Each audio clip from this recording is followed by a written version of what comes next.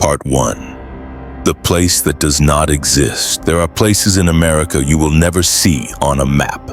No road signs, no public records, no official acknowledgement. And yet, they exist. Hidden beneath layers of earth, concrete, and silence, these facilities operate beyond public awareness. Guarded not just by soldiers, but by secrecy itself. This is the story of one such place, a facility so protected that even mentioning its name is considered a violation. The first clue didn't come from a whistleblower. It didn't come from leaked documents. It came from something far more unsettling. An absence. Satellite imagery showed a blank area where infrastructure should exist. No farms, no towns, no natural explanation, just nothing. Locals avoided the area, not because of signs, but because of habit. Roads ended without warning. GPS signals faded, phones lost service, and those who strayed too close were turned back, politely, firmly, silently. No explanations given.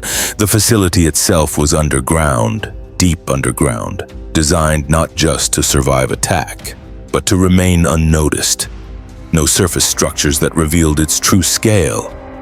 Only a few nondescript buildings, ventilation disguised as rock formations, security systems that did not announce themselves, nothing that screamed government. That was intentional. Construction began decades ago. Officially, nothing was built, but material shipments told another story. Concrete, steel, electrical systems rated far beyond civilian needs. It's a story about how secrecy works, about places designed to function without ever being remembered. And in Part 2, we go deeper. Part 2. Descending below clearance. The first thing everyone noticed after entering the facility was not the security. It was the silence. Not the absence of sound, but the absence of anything familiar. No echoes, no distant machinery, no sense of space. Sound was absorbed by design. The deeper you went, the more the world above stopped existing. Access to the facility was not controlled by a single checkpoint. It was layered. Each layer removed something from you. First communication, then personal items, then identity. Badges didn't display names, only codes. And even those codes changed daily. There were elevators, but not the kind that told you where you were going. No floor numbers, no indicators, just smooth descent. And the faint pressure change in your ears telling you that you were going far below the surface.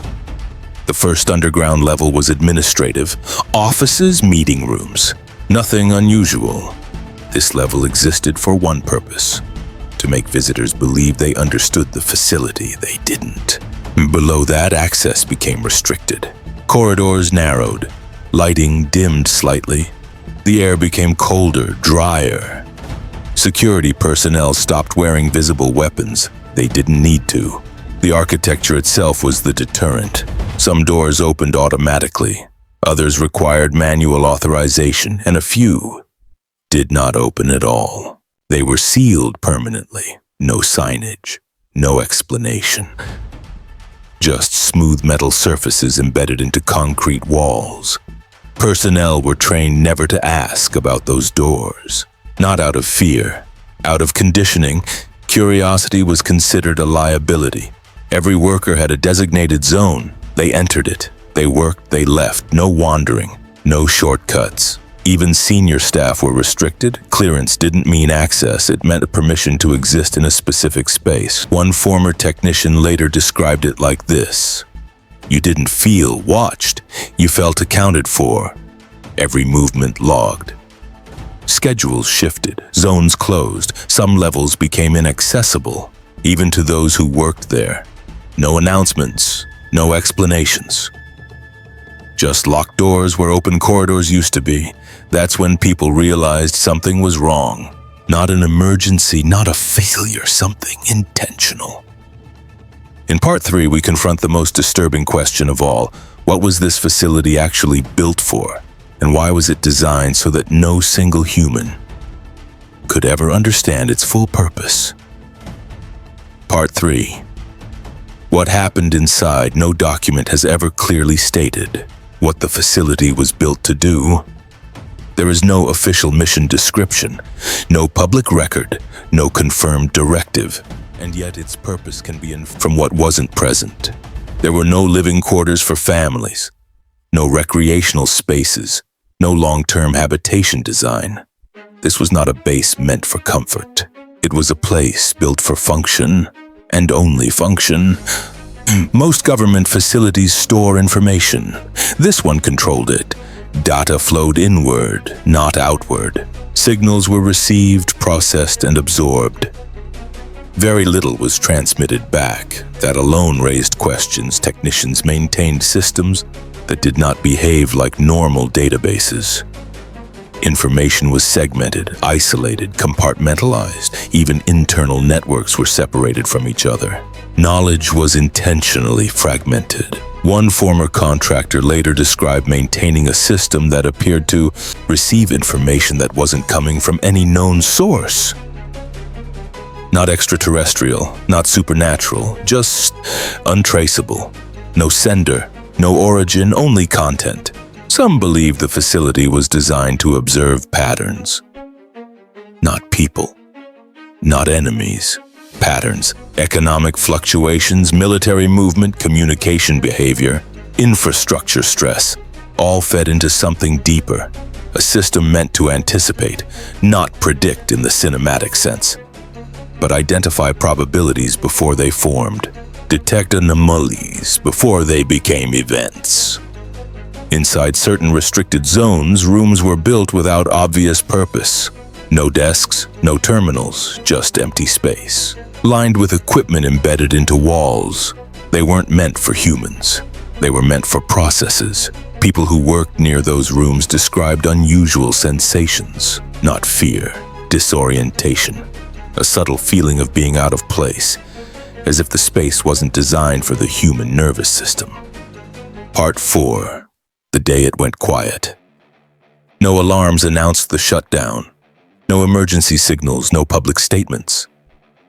No evacuation sirens echoing through underground corridors. The day the facility went quiet felt ordinary. That was the most disturbing part. Morning routines continued as scheduled. Personnel arrived at surface checkpoints. Credentials were verified. Elevators descended. Everything worked until it didn't. At approximately the same time across multiple levels, internal systems stopped responding. Not failed, not offline, unresponsive. Commands were entered, requests sent, authorizations issued. Nothing came back. Supervisors attempted to contact central administration. No response. Secondary channels were opened. Still nothing.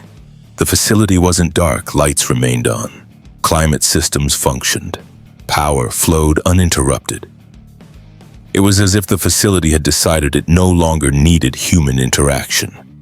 Then came the instructions, not digitally, in person. Small teams arrived at each level. They carried printed orders, no explanations, just instructions to leave immediately. Personnel were escorted upward in suites.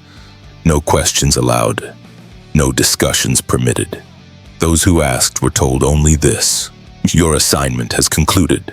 Certain corridors were blocked off before people reached them.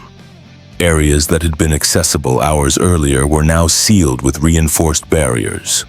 Permanent. As the last personnel exited, heavy doors closed behind them, locks engaged, and deep below the surface, entire sections of the facility were entombed. Records show no decommissioning process, no shutdown checklist, no dismantling of systems. The facility was not shut down. It was abandoned intact. Within days, administrative references began to vanish. By the end of the month, it was as if the facility had never existed. Those who worked there were scattered, transferred to different agencies, different states, different roles, none allowed to work together again. Officially, nothing unusual happened. Part 5. The world moved on. New facilities were built. New technologies emerged. New secrets replaced old ones.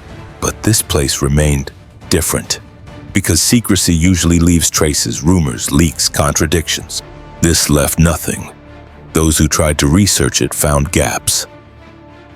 Documents referenced missing reports, files cited systems that no longer existed. Maps showed blank areas where infrastructure should have been.